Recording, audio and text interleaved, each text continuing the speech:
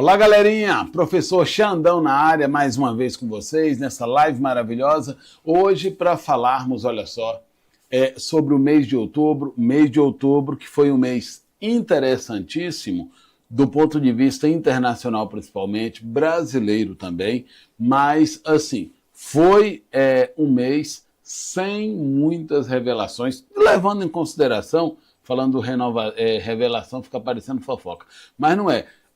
As notícias e aquilo que circulou na internet, embora tivemos muita coisa acontecendo, nem tudo pode ser convertido do ponto da geopolítica para os concursos. Então é necessário que se filtre bastante e que, de alguma maneira, a gente associe essa conjuntura internacional com a realidade brasileira para poder, a partir daí, focarmos naquilo que pode ou não estar presente numa prova de concurso. Ou seja, nem tudo que é notícia é passível de estar na prova.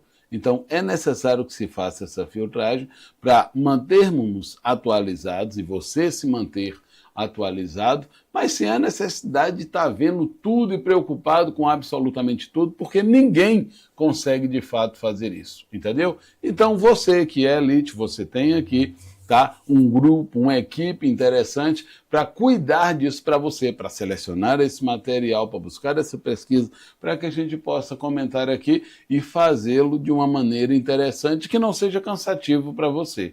Tranquilo? Então, olha só, lembrando que aqui, tudo o que a gente comentar aqui, tudo o que eu vier a comentar aqui, nunca vai ser exclusivamente a notícia, como você é capaz de pegar aí nas revistas, eu vou evitar falar o nome das mesmas aqui, ou entrar nos sites e pesquisar isso, porque aqui você tem uma coisa chamada referencial histórico, para que você seja capaz de formar o seu arcabouço crítico e vá para a prova de fato preparado, e a partir daí não se tem nenhuma possibilidade de você sofrer uma rasteira, de banca nenhuma que seja, e por mais maldosa que a questão possa ser. Quer ver uma coisa? Um exemplo bacana e clássico?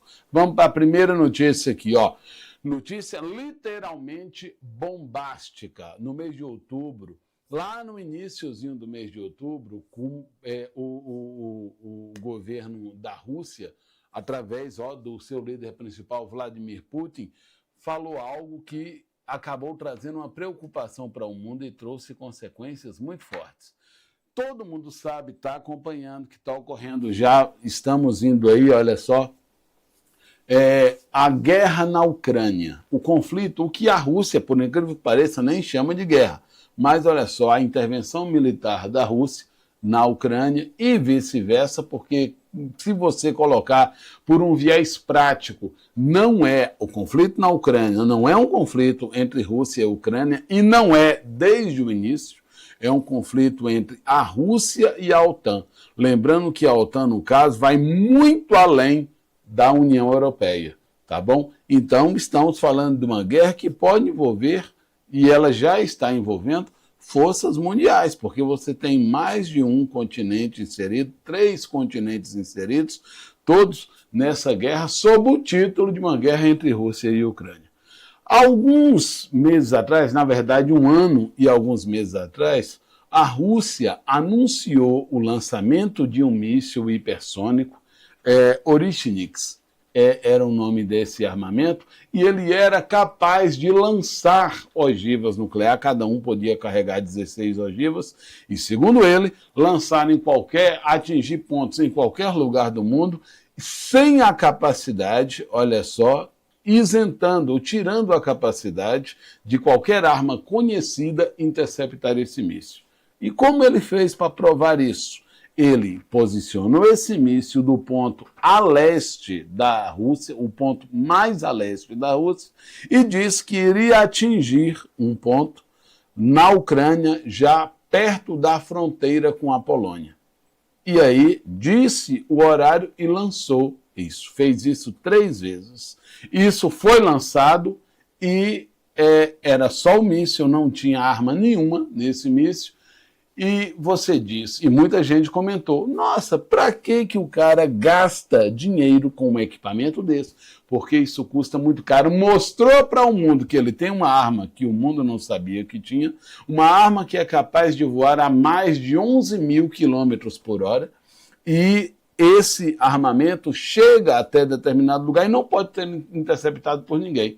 Foi por isso que ele falou de onde iria sair, do horário que iria sair e aonde ele queria atingir. Então ele mostrou precisão, ele mostrou a capacidade de percorrer uma distância muito longa, porque o território russo é grande demais, e ele mostrou que não tem condições de interceptar devido à velocidade desse novo armamento.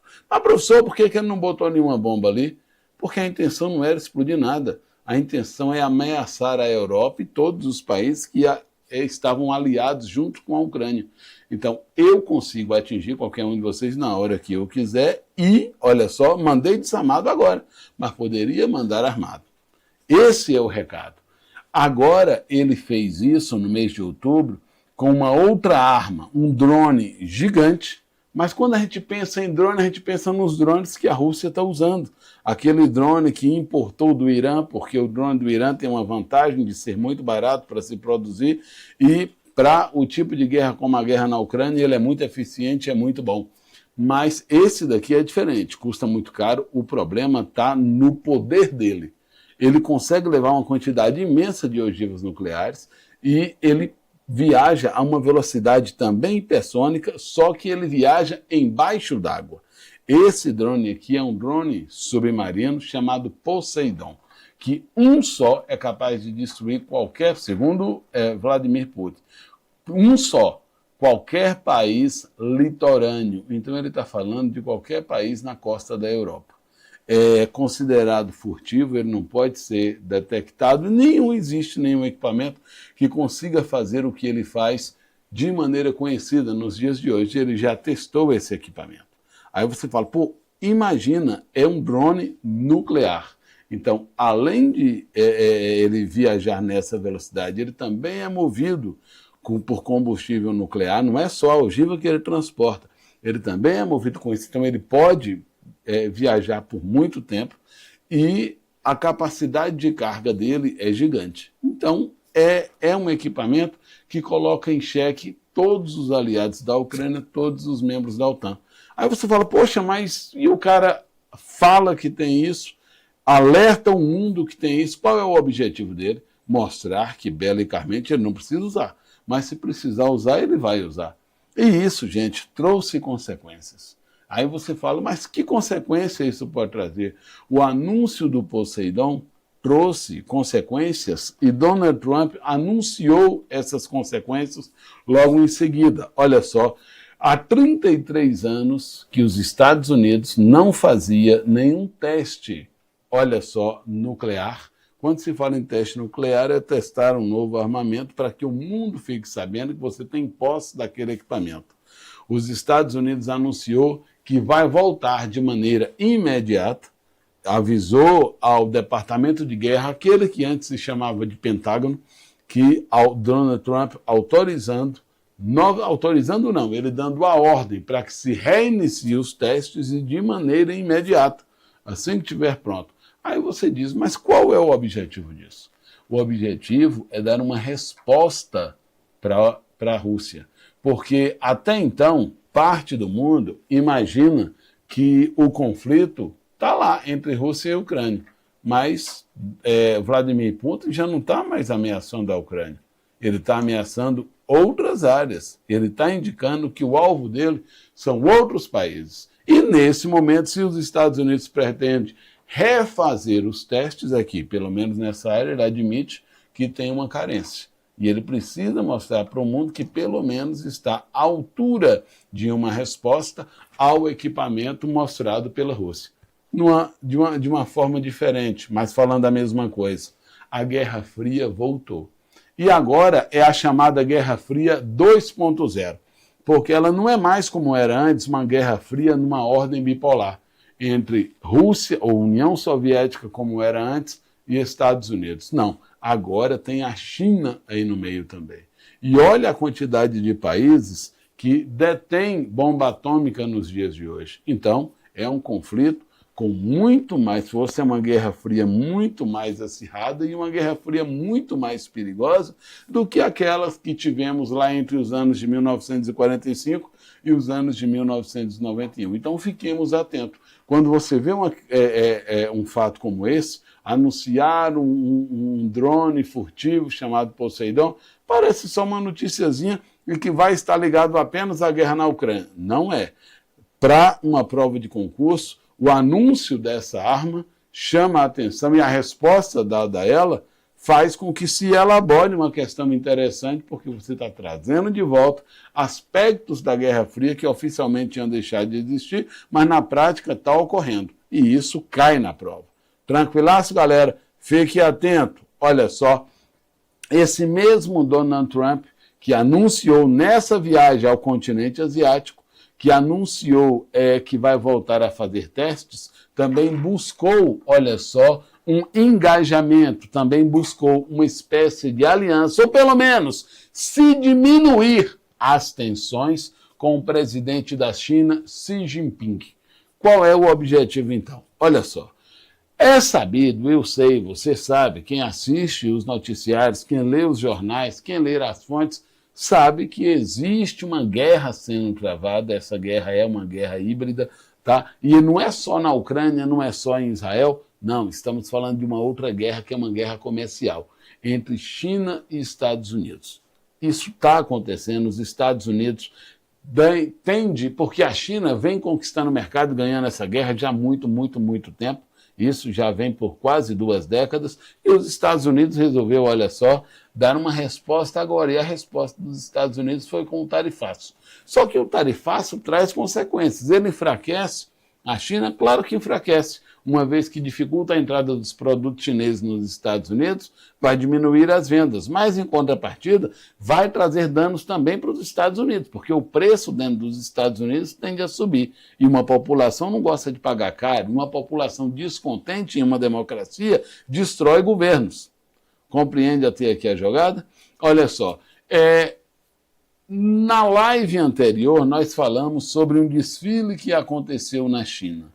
Tá? Um desfile onde a China mostrou um equipamento bélico que o Ocidente não sabia que a China tinha. Então, olha só, esta guerra é um aviso. Tudo é feito por nuances. Essa guerra, que hoje é comercial, ela pode ganhar um outro corpo. E aquele que os Estados Unidos se achavam supremo, enxergou agora que existe um adversário, e esse adversário pode ser à altura, ou pode dar muito trabalho. Então é hora de diminuir essa tensão.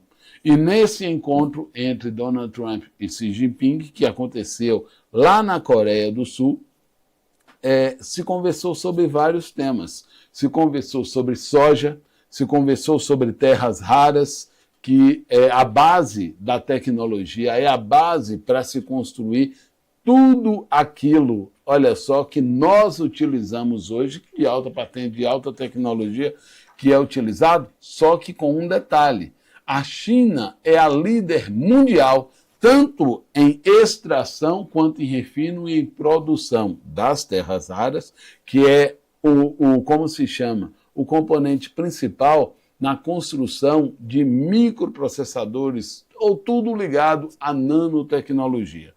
São esses semicondutores que precisam não só mais de silício, mas das terras raras, que é esse metal estupidamente nobre, ou esse conjunto de minério extremamente nobre, que é utilizado para a confecção. Para que os Estados, você ter uma ideia, uma noção, para que os Estados Unidos possam construir armas que vá fazer frente ao Originic ou Poseidon, ele precisa dessas terras raras. Quem é que tem? Quase 70% está na China. Mas tem outros países do mundo que tem. A Ucrânia é um desses países, por isso que os Estados Unidos fez o acordo com o Zelensky, ou forçou o Zelensky a fazer o acordo. Se você tem dúvida disso, assiste a 2 lives aí atrás, que você vai ver que os Estados Unidos têm prioridade na extração das terras raras da Ucrânia, e isso por quase 50 anos, então é muita coisa. Mas quem é que tem, já que a China é a primeira, quem é que é o segundo maior produtor, o segundo maior depósito de terras raras do mundo? Brasil, entendeu? olha só, Brasil concentrado de uma maneira maciça no estado de Goiás, no estado de Minas Gerais, mas tem em outras unidades também. E aí você fala assim, poxa, então esse encontro aí tem a ver com o Brasil, é por isso que você está falando? Esse encontro de Xi Jinping e Donald Trump tem tudo a ver com o Brasil por várias coisas. Primeiro, se conversou sobre o quê? Soja. A China é o maior comprador de soja do mundo e os dois maiores exportadores é Brasil e Estados Unidos. Só que como os Estados Unidos inseriu, através das medidas protecionistas, as taxas contra a China, então o produto chinês não entra, mas a China dificultou a compra da soja dos Estados Unidos e priorizou a soja do Brasil. Aí a soja do Brasil ganha preço e acabou compensando o tarifaço imposto pelos Estados Unidos ao Brasil. Mas, olha só, ao conversar, o governo chinês começa a ceder e começa a anunciar que vai comprar soja de produtores estadunidenses. Aí, claro que afeta também o Brasil, porque o preço da commodity brasileira, que é a soja, tende a diminuir, uma vez que encontrou um outro concorrente que vai exportar para a China também. Tranquilaço até aqui? Terras raras, olha só, uma vez que a China alivia e começa a vender, ou voltar a vender, mesmo que de maneira tímida, terras raras para os Estados Unidos, tende a diminuir a pressão dos Estados Unidos em relação ao Brasil e às terras raras daqui. Tranquilo? O que é coisa boa e o que é coisa ruim, porque as ações do Grupo Vale, por exemplo, tendem a diminuir, sofrer uma queda, porque a pressão diminuiu, mas se os Estados Unidos pensar no futuro, vai querer essas terras raras daqui também. Cabe ao Brasil saber negociar isso daí. Está claro até aqui? Então, percebe como todas as coisas estão conectadas? Olha só, e isso, gente, é quem faz ter poder de mando para se reduzir o valor das tarifas ou poder boicotar, como se chama, poder barganhar tarifas menores ou melhores para o Brasil. Ao resistir, o Brasil criou um empecilho para os Estados Unidos e o mês de outubro foi categórico nisso.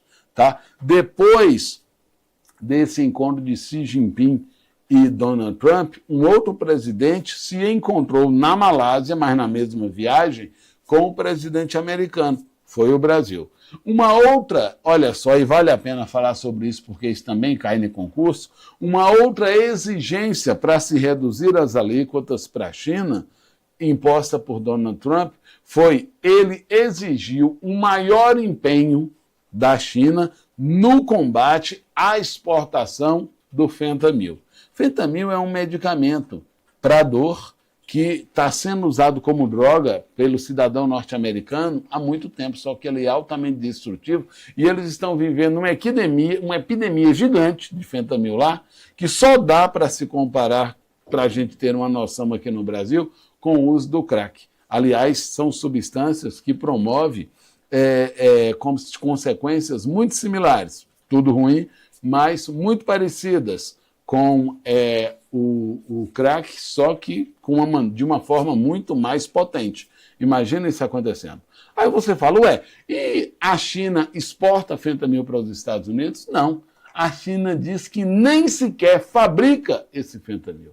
Mas a China produz tudo aquilo que é necessário para se produzir o fentanil. E exporta isso principalmente para o México, mas exporta também para o Canadá.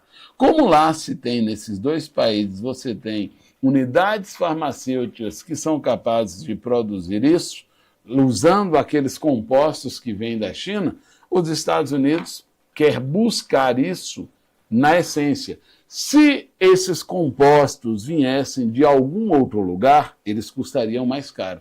Mas como ele vem da China, um país com alto poder de competitividade, ele consegue mandar isso para o México, para o Canadá ou para qualquer um outro país por um preço muito barato. O que esses países vão fazer com esse composto? A China diz que não é responsabilidade delas. E os Estados Unidos diz que é também, porque está matando muita gente nos Estados Unidos. Imagina o tamanho disso. Foi o governo chinês, mesmo que de forma puramente superficial, diz que, é a palavra do governo, diz que terá um empenho maior no combate ao fentanil. Vai monitorar mais para onde vende essa coisa toda. Tranquilo? Olha só, uma outra coisa, Donald Trump, você percebe que nas nossas aulas eles vêm dominando, é o personagem que mais aparece e é o que vai aparecer mais provavelmente daqui a um tempo. Lembrando que até o mês de outubro, Donald Trump estava numa saga, ele queria muito conquistar uma determinada coisa. Aí você falou, o que aquele cara ainda precisa conquistar? Algo que, ao olhar de muita gente, parece uma piada, mas era uma vaidade que ele já admitiu querer ter. Ele queria, no ano de 2005, ser o vencedor do Prêmio Nobel da Paz. Ele disse isso, inclusive, antes de se tornar presidente, e disse que no dia que ele se tornasse, voltasse à Casa Branca, ele iria acabar com as guerras no mundo. Ele queria acabar com, no mínimo, 8 guerras. A guerra da Ucrânia e a ofensiva em Gaza eram os dois principais exemplos disso. E, no mês de outubro, olha só, o Donald Trump ainda estava nessa saga aí para encerrar o conflito em Gaza, levar até a paz em Gaza. E ao levar a paz em Gaza, claro e é evidente que isso vai somar pontos para que ele viesse a ser premiado com o Nobel da Paz, sem dúvida nenhuma. Mas existem inconvenientes. É muito difícil você levar a paz a uma guerra que não começou agora. A uma guerra que tem como principal elemento motivador, não o fator religioso, mas a fonte de energia presente naquele lugar. Um jogo de interesse que ultrapassa o poder comercial, o lobby comercial, e vai por uma questão de identidade e necessidade de existir ou de pertencimento.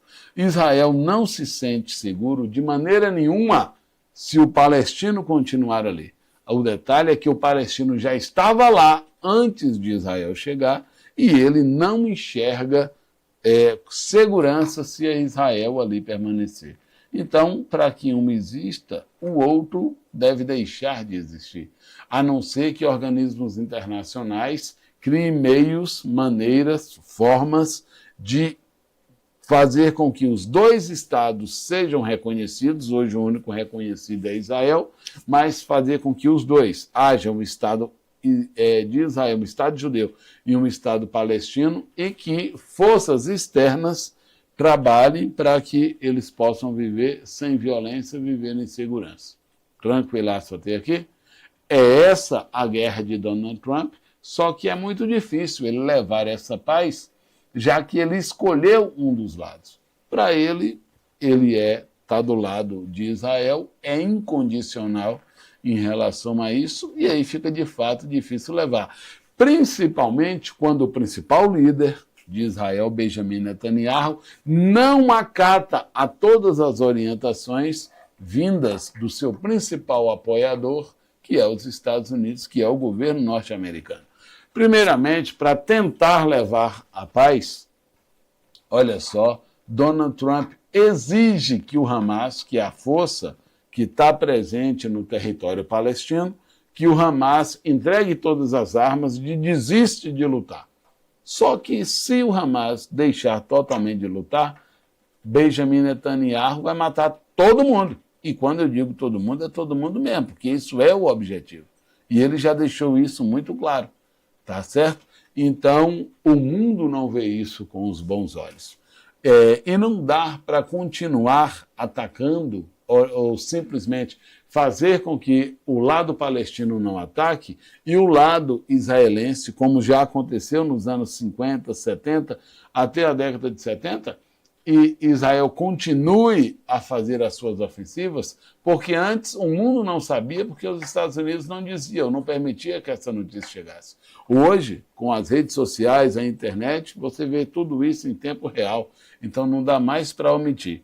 Mas não dá para você ter força, aliados, se Israel atacar a estes aliados, tá certo?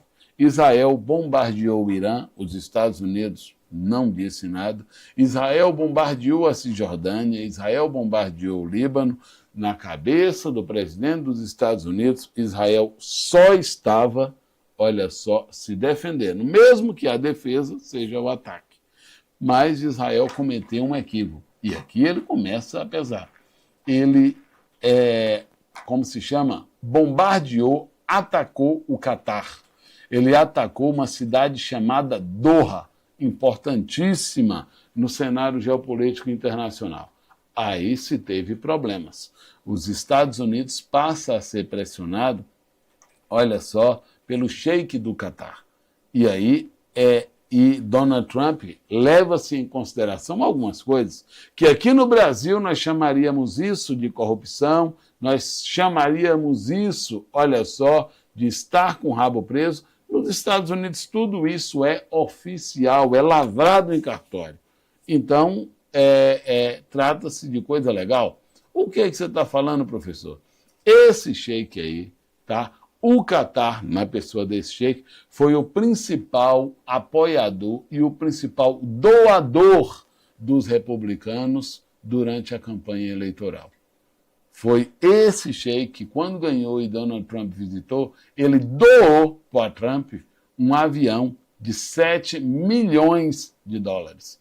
Donald Trump, para não cometer o mesmo erro que o antigo presidente do Brasil, que foi presenteado por esse mesmo sheik, olha só, Donald Trump se apressou em dizer e oficializar que o avião, embora ele tenha ganhado, foi ele o presidente dos Estados Unidos. Então isso não pertence a ele, pertence ao governo norte-americano, e ele repassou esse avião de extremo luxo para o exército fazer as adaptações, e ele vai servir para transportar autoridades militares.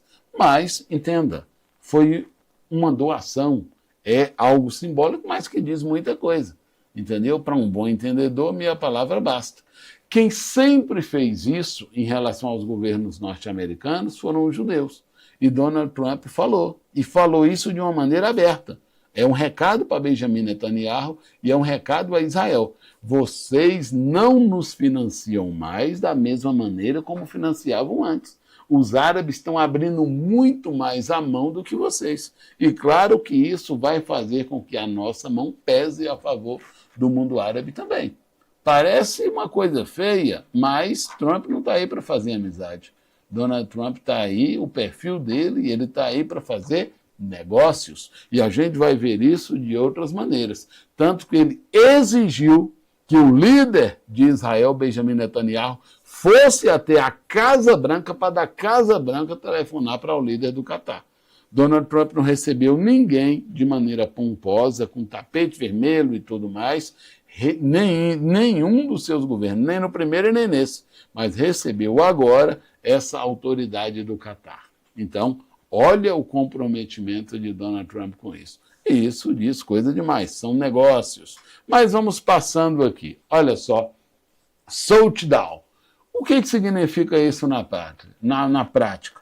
É assim, o governo norte-americano, mas assim também é com o governo brasileiro, ele tem pré-aprovado uma determinada quantidade de dinheiro para gastar ao longo do ano. O nome disso é Orçamento da União. Aqui no Brasil, no mês de novembro de cada ano, se vota o Orçamento da União, é a quantidade de dinheiro que fica retido no Banco Central para que o governo use para fazer as despesas básicas, despesas emergenciais, para custear os projetos que foram aprovados no ano anterior. É aí que esse dinheiro fica reservado para isso. E geralmente se o faz com uma determinada folga. Nos Estados Unidos, se faz da mesma maneira, tá certo? Inclusive é também no mês de novembro que é votado.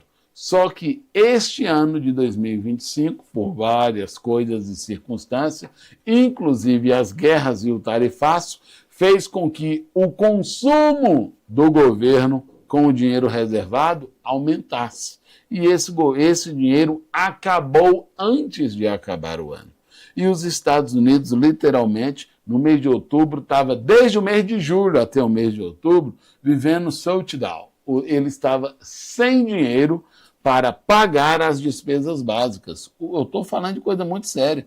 O funcionalismo público norte-americano deixou de receber, os soldados deixou de receber e a coisa fluiu assim. Compreendeu? Não é que os Estados Unidos não tinham dinheiro, ele não tinha o dinheiro liberado. E Donald Trump tem que culpar alguém por isso, e ele resolveu culpar alguém do partido opositor. Ele diz que o problema não foi o tarifaço, não foi a inflação gerada pelo tarifaço, o problema está na saúde do cidadão norte-americano. Eu não sei se vocês sabem, nós brasileiros temos mania de achar que tudo que acontece lá fora, a realidade lá é melhor do que a realidade aqui. E que a saúde do cidadão norte-americano, ele tem um amparo à saúde muito melhor do que o nosso. Na prática, não é assim. Não existe saúde pública nos Estados Unidos. E a saúde pública, a saúde nos Estados Unidos que é privada, custa muito caro. Foi determinado em governos anteriores, lá ainda no governo de Bill Clinton, que todo cidadão norte-americano, ele é obrigado a ter um plano de saúde. Todo mundo que tem algum contrato social, algum contrato de trabalho, ou com uma carteira assinada, ele tem a obrigação, tanto o empregado como o empregador, não importa como é o acordo, mas todo cidadão tem que ter um plano de saúde ativo. Só que a saúde nos Estados Unidos custa caro demais. Então, se ele não tem dinheiro para pagar, antes ele ficava sem. Mas como é que o governo pode exigir uma coisa que o empregador não fornece? E se eu não tiver dinheiro para ter mesmo? Aí o presidente Obama criou um plano de saúde chamado Obamacare. O Obamacare é o seguinte, todo mundo é obrigado a ter. Se você não tem, o governo te fornece esse plano de saúde. É como se fosse o SUS daqui. Só que o SUS de lá não é público, ele é privado. Você usa, o governo paga o seu plano. Mas assim que você tiver qualquer assinatura de contrato de trabalho, começa a ser descontado e você tem aquela dívida para pagar. E ela vem descontado direto, lá na fonte. Compreende até aqui? Então, tinham pessoas que estavam dizendo que não conseguia mais arrumar emprego porque ele já entrava devendo. Entende? E isso motivava a contratação de imigrantes, porque os imigrantes não faziam essa exigência, uma vez que ele não era cidadão norte-americano. Se ele não é oficialmente cidadão norte-americano, ele não precisa ter Obamacare, entendeu? Ou o governo não tem responsabilidade para com ele, porque oficialmente ele não existe. Entende? E entende como isso pode incentivar a prática migratória. Donald Trump quer acabar com o Obamacare, porque, primeiro, ele consome muito dinheiro do Estado, segundo, porque ele incentiva a presença de imigrantes aqui. Aqui não, lá, né? Nos Estados Unidos. Então, essa foi a culpa e colocou em xeque uma outra coisa. Quando Donald Trump foi eleito, ele não foi eleito só, o voto não foi só nele. Ele conseguiu ganhar, mas ele conseguiu ganhar de uma maneira esmagadora, porque ele conseguiu formar maioria tanto na Câmara quanto no Senado. Então, teoricamente, já que ele tem maioria na Câmara e no Senado, ele pode pedir para que se aprove o que ele achar conveniente e bom, porque ele tem maioria. Só que na prática não foi assim. Os Estados Unidos ficou, olha só, junho, julho, agosto, setembro, outubro sobre o saltdown. Ou seja, com as pessoas sem receber, porque o Estado não tinha como gastar, e ele não conseguiu fazer com que a Câmara votasse e o Senado votasse a anulação, ou a retirada, ou a modificação do Obamacare. Compreende até ali? Isso só foi se conseguir no início do mês de novembro. E aí acabou o saltdown. Mas esse é o comentário para uma outra live, porque aqui é só até o mês de outubro. Entenda até aqui? Então, o fato dele ter maioria, essa foi uma prova de fogo. Ele não está mais tendo controle dessa maioria na Câmara ou no Senado. Olha só, mais uma outra coisa que aconteceu no mundo e que foi noticiário, que vai ligar com a live passada, que envolve também Donald Trump. Ué, Xandão, o que foi dessa vez? Nosso vizinho aqui, parceiro do Mercosul, a Argentina, entrou o mês de outubro em uma crise muito grande. Aí você fala, como assim uma crise? O governo de lá teve eleições, olha só, estava marcado para ter eleições, aquelas eleições regionais, as eleições lá não é do mesmo jeito daqui, aonde principalmente estava se disputando a região de Córdoba e a região de Buenos Aires. Geralmente na Argentina quem ganha nesses dois cenários, se garante como presidente depois, porque é aí que está o maior quórum eleitoral. Tranquilaço? E às vésperas dessa eleição, olha só o que aconteceu, pipoca um escândalo terrível na mídia contra Milei, porque na verdade não era só Milei, era Milei e a irmã, porque eles estavam envolvidos num escândalo de propina muito grande na compra de remédio para crianças. Era como se comprasse o remédio, mas o remédio não chegava e o governo gastava o dinheiro, e o dinheiro, uma parte disso, segundo a polícia de lá, as investigações disseram que ia para a irmã de Milei e que Milei tinha parte nisso. A popularidade dele caiu muito, a economia deixou de reagir e um país que já está numa crise muito grande poderia se afundar ainda mais. Donald Trump, a ele foi solicitado socorro e ele chegou para socorrer. Como é que ele chegou para socorrer? Investindo dinheiro na Argentina. Os títulos da Argentina estão em baixa, então eu compro. Se investe ele e o governo americano, se compra aí a cota de 20 milhões, é muito dinheiro. E se compra esses títulos. Claro, as ações estavam lá embaixo, elas começam a subir, o mercado reage e o povo entende que isso é uma melhoria, porque a mídia começa a mostrar uma reação extrema, olha só, de um país que se capitalizou rapidamente. Esse é o sucesso, tá, do apoio norte-americano a Javier Milei. Claro que isso teve um preço. Donald Trump conseguiu colocar o exército com poder de polícia dentro da Argentina, ferindo a autonomia e a soberania da Argentina, e conseguiu outras coisas que a gente vai descobrir com o tempo. Mas, em contrapartida, Javier Milei permanece no poder, porque ele acabou ganhando essas eleições com esse capital inserido. Ah, professor, e Donald Trump perdeu? Não, ele é um negociador. Ele comprou os papéis. O número é grande, o número da compra. Mas ele comprou os papéis por um valor muito baixo, porque a Argentina, que está em crise, estava ainda mais, com a perspectiva de queda do governo. Mas uma vez que o capital foi injetado, o mercado sentiu confiança e outros investidores vieram também, porque se os Estados Unidos vêm, é sinal de que está seguro. Então nós iremos também. Resultado, o poder dessas ações subiu e o próprio Estados Unidos hoje está vendendo essas ações. Então é uma jogada de mestre, uma jogada de investidor. Ele fez um ótimo negócio às custas da Argentina, tá? Mas socorreu o governo naquele momento. Tranquilaço até aqui, olha só, reforço, aliança incondicional dos Estados Unidos com relação à Argentina, ou um apoio muito grande de Javier Milei, um apoio muito grande de Donald Trump a Javier Milei. São um governo que aqui na América do Sul é o governo com quem os Estados Unidos conversa primeiro. Provavelmente isso vai acontecer também com a Bolívia, tá bom? Porque quem ganhou lá, se eu não me engano, foi Rodrigo Paes, e Rodrigo Paes, ele é filho de americano, tá bom? E que estudou nos Estados Unidos e que agora se tornou presidente da Colômbia, de uma extrema-direita, colocando fim a vários governos de esquerda, governos bolivarianos, tá? Que antes se mantinham no poder e que agora tem um alinhamento completo com os Estados Unidos. Vamos para aqui. Olha só, uma outra coisa. Lembra daquele acordo de paz que eu falei para vocês?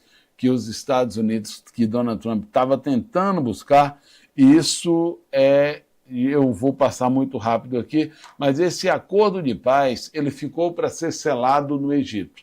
E Donald Trump saiu dos Estados Unidos, foi até o Egito, chamou autoridades do mundo todo para selar esse acordo lá. O problema é que esse acordo de paz entre Israel e Palestina foi selado, mas sem a presença de nenhum representante de Israel e sem a presença de nenhum representante do Hamas. Então, é um acordo de paz que tem tudo para não vingar, como de fato não vingou. Israel foi o primeiro a desobedecer as orientações impostas por esse acordo e o governo israelense falou que ele não assinou absolutamente nada.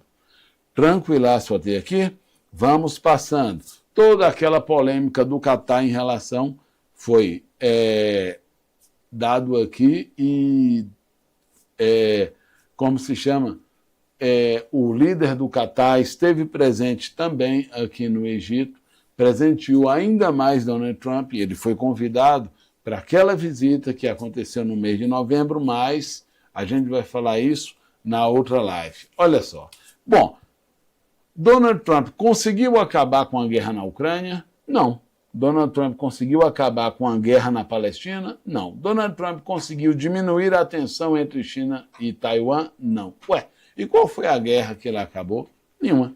Então, a ideia do Prêmio Nobel da Paz, dado ou acreditado pela diplomacia dos Estados Unidos, não se concretizou. Se o Prêmio Nobel da Paz não veio para Donald Trump, ele tem que ir mais para alguém. Qual é o país que não está em guerra, mas que existem pessoas que lutam para que esse país não entre em guerra civil? Esse país é a Venezuela, e aquela ativista que ganhou, ou foi quem lutou para que houvesse eleições na Venezuela, que foi impedida de se candidatar, mas que lutou arduamente para denunciar as fraudes nas eleições da Venezuela, olha só, o nome dela é Maria Corina Machado, opositora venezuelana, opositora do governo venezuelano, e que recebeu em 2005 o título de Prêmio Nobel da Paz, aquele tão desejado por Donald Trump. Mas olha como essa premiação é esquisita. Esse prêmio deveria ser entregue com uma festa onde tem todo o ritual, com tocha, é uma coisa muito bonita, lá na Noruega. Mas a Noruega foi contra. Então, eles permitem que pessoas selecionadas votem, mas as pessoas selecionadas não votou em quem a organização do prêmio queria que fosse entregue. Como não foi Donald Trump, foi ela vai receber, mas para ela não terá premiação nenhuma, porque não achou justo que fosse para ela. A própria Corina Machado, que poderia ter concedido ou dedicado esse prêmio aos seus apoiadores dentro da Venezuela, porque ela não fez nada só, ela dedicou o prêmio a Donald Trump. Aí você fala, ué, mas como é que uma mulher dessa recebe o prêmio e ela dedica para aquele outro que deveria receber o prêmio, que hoje está oprimindo o país dela? É uma jogada política, entenda. O real, ela não quer o Prêmio Nobel da Paz, ela pode querer o dinheiro, para a premiação e dinheiro. Mas para ela tanto faz ter festa ou não ter festa. Ao dedicar o prêmio a Donald Trump, ela está reconhecendo que ele também é merecedor, inclusive que ela também, por esse gesto de gratidão, é merecedor da ajuda de Donald Trump, que se converteu em um cercamento da Venezuela por porta-aviões e navios, pressionando o governo venezuelano a cair, ou motivando o povo a reagir contra o governo venezuelano. Ué, professor, e pode alguém que tentar invadir um outro país assim? Pode e não pode. Dentro dos Estados Unidos existe uma lei que se tiver um ato terrorista, uma organização terrorista fora dos Estados Unidos, mas que prejudica a sobrevivência de cidadão estadunidense dentro dos Estados Unidos, o governo norte-americano e as forças militares têm o dever, não é o direito, segundo a lei lá, tem o dever de praticar ações em qualquer lugar do mundo para que a vida do cidadão norte-americano não seja ameaçada. Daí a importância de você pensar 1000 vezes antes de declarar essa ou aquela organização como terrorista. Tranquilaço até aqui. No governo norte-americano, ele diz que existe uma organização terrorista, narcoterrorista, chamado Cartel do Sol, Cartel de Soles. E na investigação da CIA, a principal liderança é Nicolás Maduro, que é o presidente da Venezuela. Mas, professor, tem alguma prova disso? Não, nenhuma. Está na cabeça de Donald Trump. E aí ele coloca os porta-aviões, ele coloca as fragatas, os caças, para pressionar e cercar a Venezuela. Lembre-se que a Venezuela faz fronteira com Roraima, está aqui muito próximo do Brasil, entendeu? Ao tomar posse e tirar Nicolás Maduro do poder, muito provavelmente quem os Estados Unidos apoiará para que esteja no poder é Maria Corina Machado, que foi quem foi impedida de concorrer a presidente, foi quem, olha só, ganhou o Prêmio Nobel da Paz e dedicou a Donald Trump. Entende o jogo de vaidade? Entende que nada é por acaso? Mas vamos a isso aqui. Olha só, Uma outra coisa que dominou aí e continuou no mês de novembro também, tivemos aí um evento horrível que aconteceu no mês de novembro, mas no mês de outubro já dava sinais que isso iria acontecer. O governo de Portugal tem aumentado e muito a pressão contra estrangeiros, sobretudo estrangeiros de baixa renda. Entende-se por estrangeiro de baixa renda aquelas pessoas que saem do seu país natal e vai para Portugal com o objetivo de trabalhar. Então, são pessoas que vão concorrer com a mão de obra que já existe lá, a mão de obra lusitana, a mão de obra portuguesa. Só que o imigrante topa trabalhar por um valor menor do que o valor que o cidadão português trabalha. Dá para proibir? Não, não dá para proibir a entrada porque Portugal ele é signatário da União Europeia, a União Europeia proíbe que se trate mal o imigrante ou não se cumpra. Aí, o que Portugal fez? O imigrante pode entrar? Pode, mas vai aumentar a pressão através de regras. Por exemplo, muitos são o cidadão árabe que migra de países árabes, e são muitos os países, que migra para a União Europeia e mais especificamente para Portugal. E aí você fala, essas pessoas seguem as suas tradições e vão usar as roupas que são comuns no mundo árabe. Aí Portugal proíbe o uso da burca. A burca é aquele véu, aquele tecido que cobre o rosto da mulher, deixando só os olhos de fora. Ela não usa aquilo porque ela acha bonito, ou pode até achar, mas é uma questão de tradição, é cultural. Ela não vai deixar de usar porque a lei diz isso, mas acaba sendo um empecilho para que ela permaneça lá.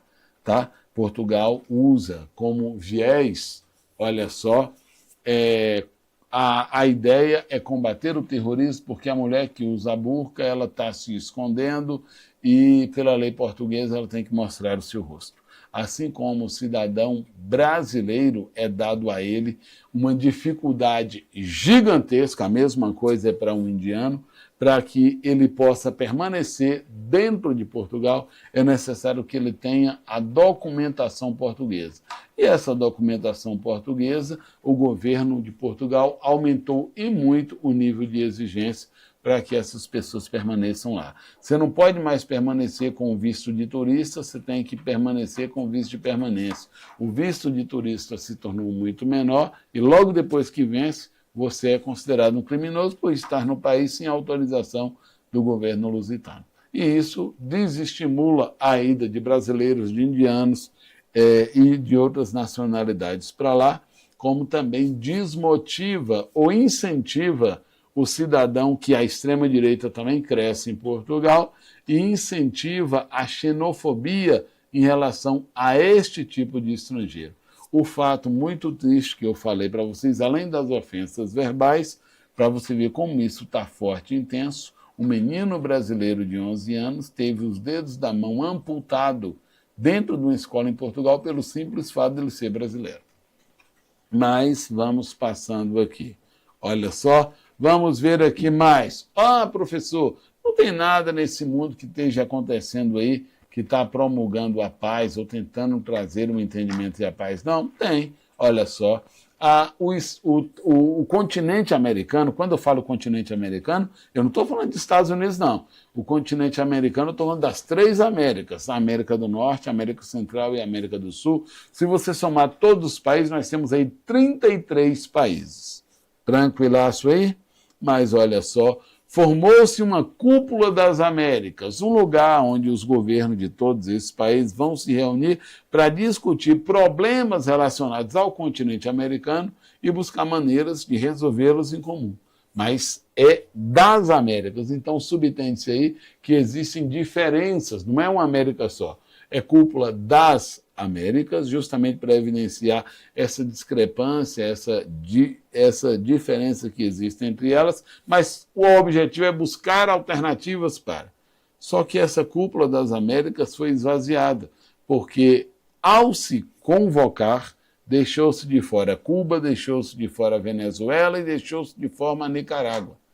Claro e evidentemente que você quer saber por que isso foi feito.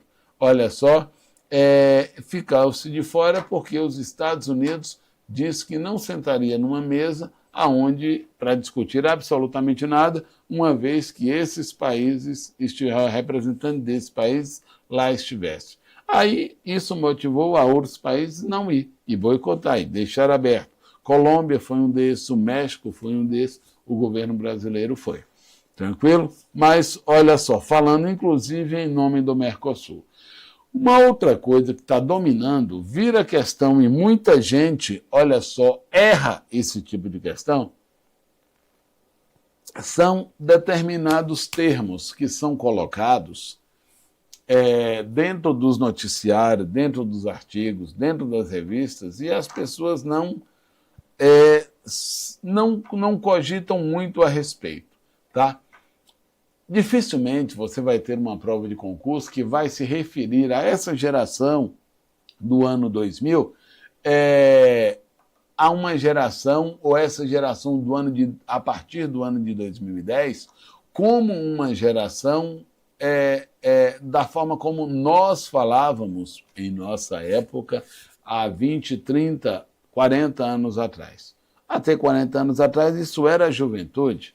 Hoje, essa geração que não viu as redes sociais surgirem, elas nasceram com essas redes sociais, tá bom? E aí elas não cresceram e viu a internet surgir, elas já nasceram, é o que se diz. Eles já nasceram chipados, quando eles já nasceram, a internet já estava forte, entendeu? Então, esta é a geração Z.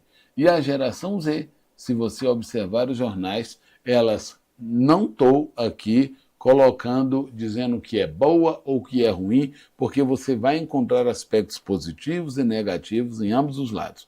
Mas por que eu estou falando isso? Porque essa é a rede social que ativa, essa é a geração que é ativa na internet. E por ser ativa na internet, está fazendo coisa, não está sendo influenciada pela internet. Olha a diferença da geração Z. Nós tivemos, há aproximadamente 15 anos atrás, um movimento no Oriente Médio chamado Primavera Árabe, onde vários governos dos países árabes deixaram de existir, e eram governos teocráticos, governos muito fortes, deixaram de existir, presidentes caíram, foram assassinados pelo povo, foram presos, condenados, mas o fato é que, através das redes sociais, ou por influência das redes sociais, governos caíram. O nome disso ficou conhecido como Primavera Árabe. O que diferencia a Primavera Árabe do que está acontecendo agora na chamada Geração Z? A diferença é que na Primavera Árabe usou-se a internet para influenciar a juventude. Nos dias de hoje, pelo menos é o que é oficial, sendo oficial é assim que será cobrado na prova, a geração Z não está sendo influenciada oficialmente. Ela está usando a internet para influenciar e derrubar governos. Compreende até aqui? Qual é a justificativa para isso? São países que estão vivendo uma situação financeira e administrativa muito ruim, a população, a juventude não está encontrando espaço no mercado de trabalho, não está encontrando espaço nas escolas, nas universidades, não tem perspectiva de futuro, mas enxerga nas redes sociais uma pequena classe privilegiada, sobretudo ligada ao governo, que está ostentando terrivelmente seu poder e sua influência nas redes sociais. Então essa geração Z está usando as redes sociais para organizar protesto e ações que têm como objetivo desestruturar e derrubar esses governos. Mas, professor, o governo já caíram? Caíram. Quais são os países que estão passando perrengue muito grande, recentemente, por influência da geração Z? Nepal, Madagascar, Quênia, Peru, aqui na América Latina, Indonésia, Marrocos, mas a lista é maior. Estes são governos que já caíram. Tranquilaço até aqui? Vamos para o próximo. Olha só, uma outra coisa que eu achei interessante, ou pelo menos curioso, e que provavelmente pode estar em concurso daí em diante, porque essas coisas viram questões numa prova de concurso. Para quem estava achando esquisito, a próxima Copa a Copa já é o ano que vem, não é não? Então, 2026, perguntei aqui para o meu assessor de assuntos aleatórios, Ale, e a Ale disse para mim o seguinte: em 2026 nós teremos Copa. Aí você pergunta, e onde vai ser essa Copa? Aí muita gente vai falar para você, nos Estados Unidos. Só que ela não é nos Estados Unidos, não. É a primeira vez que uma Copa vai ser de verdade dividida e já tinha essa característica de nova ordem mundial. Na nova ordem mundial, o mundo será dividido, o mundo é dividido em blocos internacionais de poder. E existe um bloco internacional de poder chamado NAFTA, que envolve Estados Unidos, Canadá e México. Essa Copa acontece simultaneamente nos Estados Unidos, no Canadá e no México. Tem as despesas repartidas entre Estados Unidos, Canadá e México. Olha que doido. Aí você fala, poxa, mas é uma exceção isso, né, professor? Nunca houve. Entenda que a Copa de 2030, oficialmente, ela vai ser realizada em 3 países também. Espanha, Portugal e Marrocos. Marrocos é o continente africano. Espanha e Portugal é Europa. Aí você fala, poxa, e pode? Pode. O problema é que não é só isso, não. Nessa mesma Copa terá jogos realizados na Argentina, no Paraguai e no Uruguai. Pensou aí? Que Copa doida que vai ser? Mas é a Copa de 2030. Tranquilaço até aí? Vamos falando a respeito. Olha só, uma outra coisa são aquelas curiosidades. É muito difícil você pegar uma prova de concurso que não tenha uma questão envolvendo tecnologia.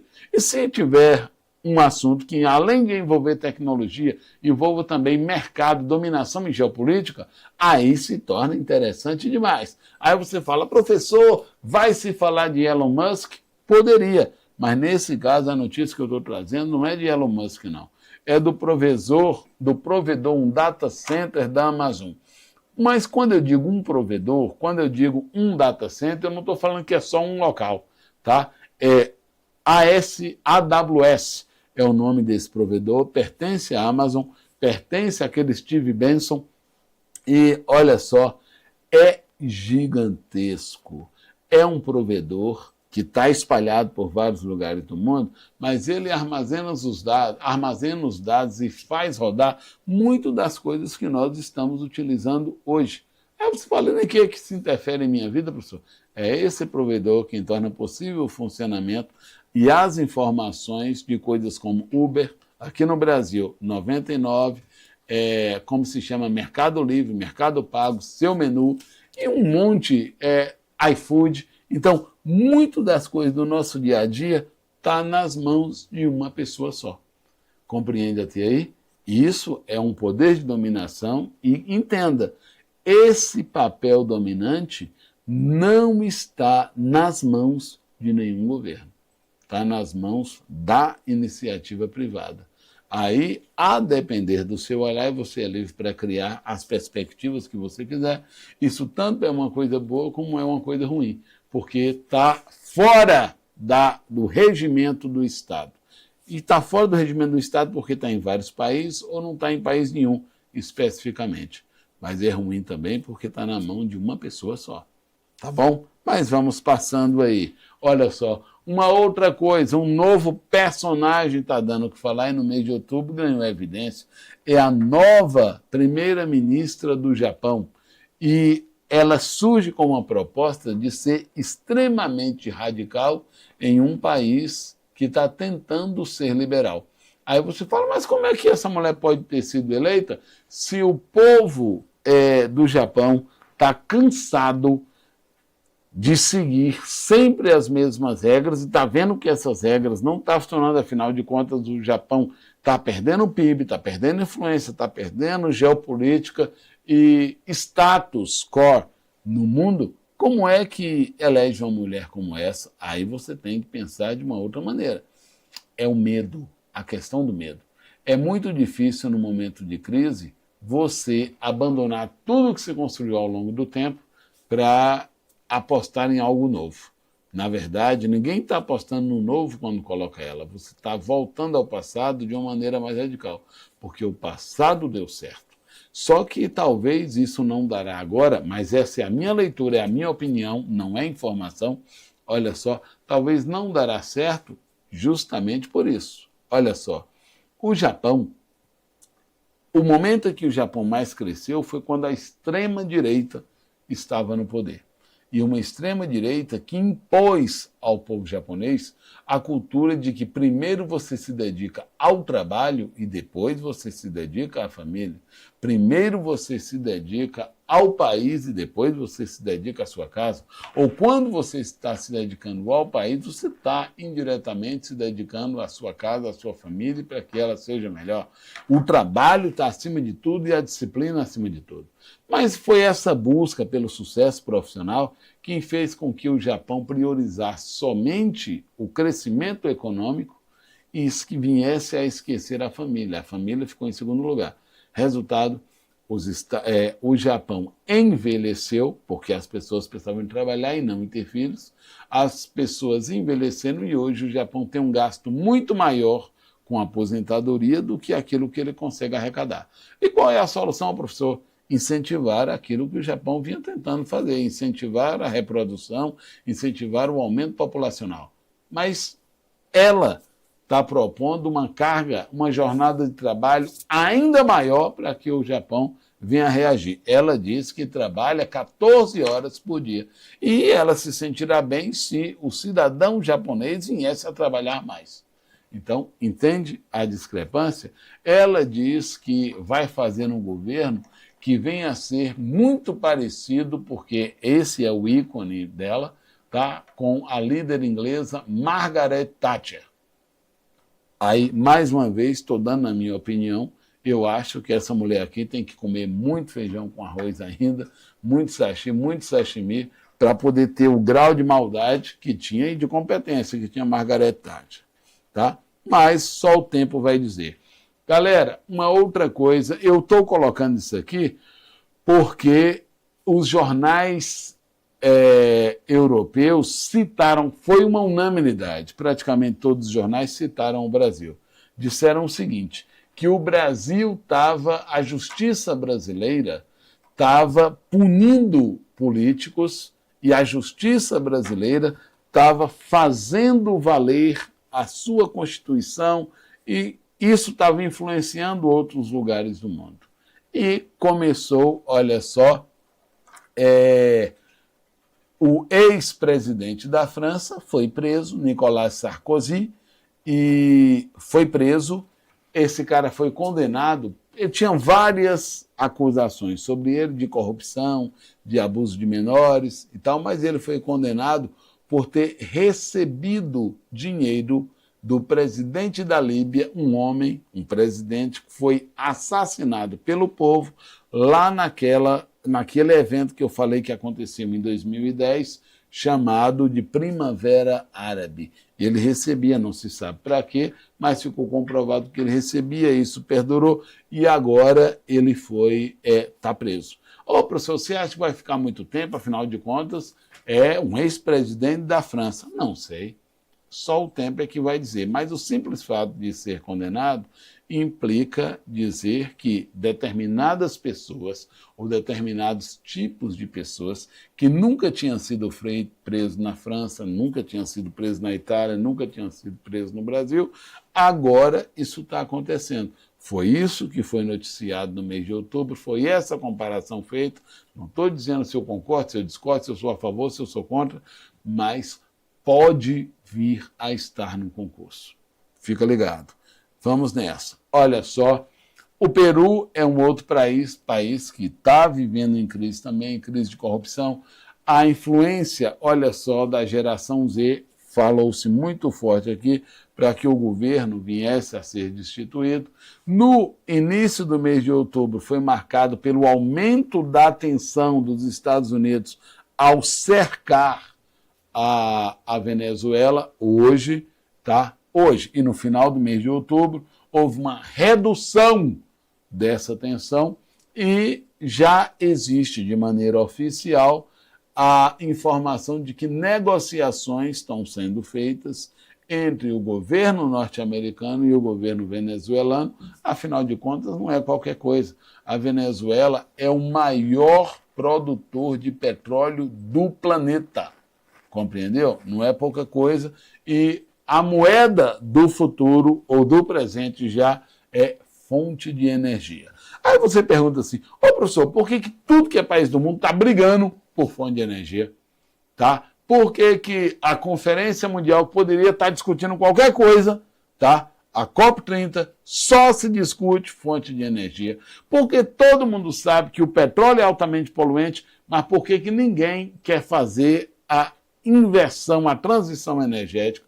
Gente, porque o mundo está entrando em uma era diferente. Lembra do data center que eu falei, aquele da Amazon? A inteligência artificial, esses data centers, ele consome uma carga de energia fenomenal. Estudos dizem que nos próximos 20 anos, 90% da energia do planeta, gente, eu estou falando de 90% da energia do mundo, vai ser consumida só por data center. Então, se precisa de muito mais fonte de energia do que nós temos hoje.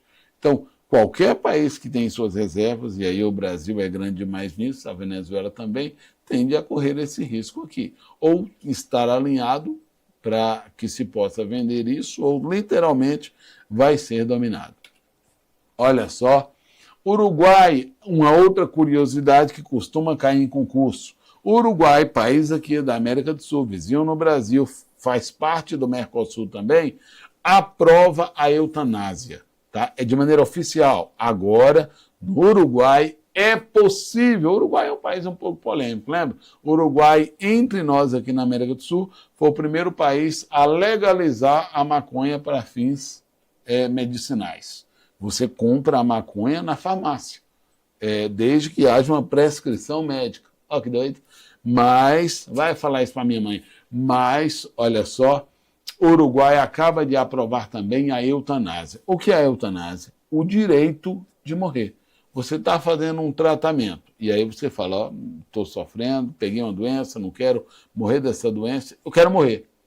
No Uruguai você tem o direito a isso. Tá? Não é o suicídio. Você depende, se entende-se como quiser. Não quero passar pelo sofrimento dessa doença. Uma injeção letal aqui em mim resolve meu problema. Aqui no Brasil não pode. Olha só, outros países aqui da América do Sul torna possível uma coisa chamada morte assistida. Quem é que promove isso? Colômbia, Venezuela, Equador, Cuba. A morte assistida é aquele tipo de morte onde você está fazendo um tratamento e você, olha só, opta por não fazê-lo. Não quero fazer o tratamento, mas, e aí você, claro, vai morrer porque você não vai fazer aquele tipo de tratamento.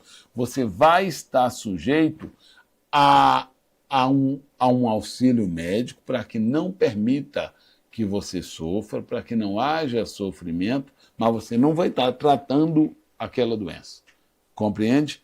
E a lei na Colômbia, na Venezuela, no Equador, em Cuba, promove isso. Sabe que você vai morrer sem aquele medicamento, mas você faz como se chama? O tratamento assistido. A morte assistida.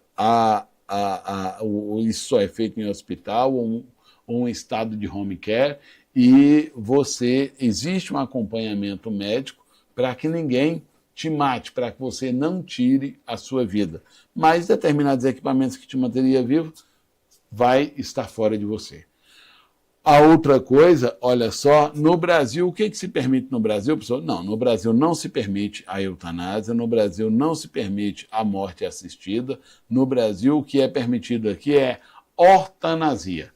O que é isso? É o interromper, você tem o direito de não passar por um determinado tratamento, ou de interromper o determinado tratamento. Entendeu? Você, por exemplo, tem AIDS. E com AIDS, o medicamento é aquele composto chamado de AZT. Pronto, é um coquetel de vários medicamentos. Sem isso, o seu sistema imunológico te induz à morte, porque ele fica fraco. você, no Brasil, tem o direito de não tomar o AZT. O AZT é dado pelo governo, mas você pode não tomar, entendeu? Aqui no Brasil você tem o direito de, se você é, por exemplo, diabético, você tem o direito de resolver não tomar a medicação da diabetes ou da pressão alta, tranquilo? Aqui se chama isso, não é de morte assistida, mas você tem o direito de interromper o tratamento. Vamos lá? Uma outra coisa, olha só, parece bobagem, aqui no Brasil nós não levamos isso muito em consideração, mas a gente tem que lembrar que o mundo está mudando. A Inglaterra é o berço do protestantismo. Compreende até aqui? Eu sei que Martinho Lutero foi lá na Alemanha, mas, olha só, a Inglaterra teve um papel importantíssimo no berço do protestantismo, que foi quem rompeu com a Igreja Católica. É aquela ideia do calvinismo e tudo mais. Mas, no mês de outubro, o rei Jorge III se encontra com o Papa Leão e demonstram para o público um aproximar e uma aliança de duas instituições cristãs, o Vaticano e o Reino Unido. É um sinal muito importante, que a Europa está mudando e se convergindo, talvez para uma força, um poder maior em um futuro muito próximo. Vamos para aqui, olha só, novo presidente da Bolívia, eu falei, Rodrigo Paz, eu falei que ele tinha sido eleito. Qual é a característica dele? É a extrema-direita no poder em um país que era marcado por governo de esquerdas aqui no Cone Sul. Esse cara, Rodrigo Paz, ele era, olha só, como se chama?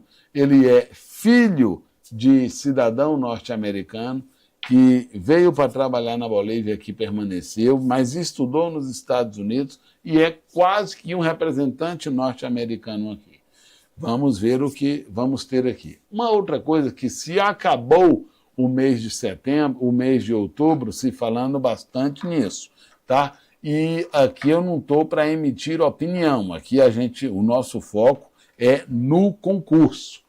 Galera, eu deixei bem claro para vocês o interesse dos Estados Unidos ao cercar ali a Venezuela. Existe um jogo de interesse? Existe. Ele é estratégico, ele é comercial, ele é geopolítico.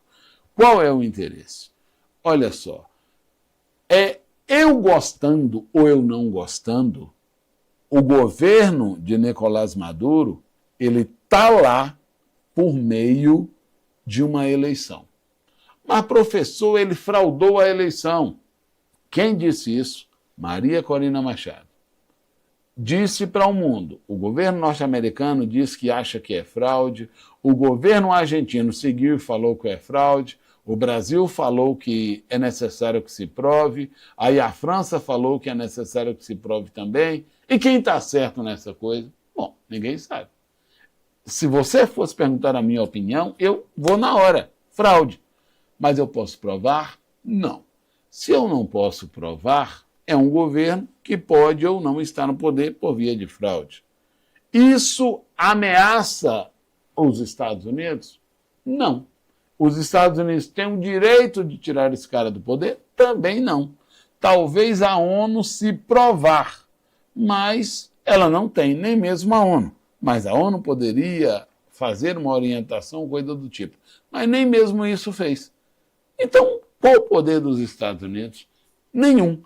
A não ser que o próprio Estados Unidos prove para si mesmo que o governo da Venezuela também é um governo terrorista. E o que associa uma coisa com a outra? Como é que isso pode acontecer? Uma vez que a Venezuela, ou os líderes venezuelanos, estejam ligados ao tráfico de drogas, e o tráfico de drogas é mandado para os Estados Unidos com o intuito político de derrubar o governo norte-americano e fazer mal ao cidadão norte-americano. Aí o governo dos Estados Unidos, uma vez que lá existe uma lei que, quando a vida do cidadão norte-americano é colocada em xeque, os Estados Unidos têm o dever de combater esse terror em qualquer lugar do mundo. E qualquer lugar do mundo inclui a Venezuela. mas é necessário que se prove. Até não provar, fica nessa jogatina. É terrorista ou não é terrorista? Depende de como a gente vai ser. Se o Congresso norte-americano julgar que é, vai ir. Mas se ele não julgar, cabe ao próprio governo dizer: nós somos terroristas. Aí ele daria o direito da invasão. Olha que doido. Vai acontecer em algum momento? Nunca. Nós todos sabemos, porque ninguém aqui é bobo, nós sabemos que o real interesse dos Estados Unidos é nos recursos minerais que existem dentro da Venezuela. O que Trump quer é o petróleo. E tirando no poder, entra Maria Corina Machado, que inclusive dedicou o Prêmio Nobel da Paz a Donald Trump. Compreende até aqui? Aí por que eu estou falando isso? E é um perigo muito grande. Porque encerramos o mês de outubro com uma discussão dentro dos órgãos e veículos de imprensa do Brasil. Comando Vermelho e PCC, que são as duas grandes organizações criminosas que existem no Brasil, pode ser classificado como terroristas? Olha só. Por que essa polêmica surgiu? Porque o filho de um ex-presidente aqui do Brasil foi a público dizer o seguinte: que inveja dos Estados Unidos cercando a Venezuela. Será quando é que a gente vai ter isso aqui no Brasil para se combater os narcoterroristas brasileiros? Só que ninguém tinha associado PCC e Comando Vermelho a terrorismo. Por que está agora? Existe uma jogada política muito importante nisso, que vai muito além do Brasil.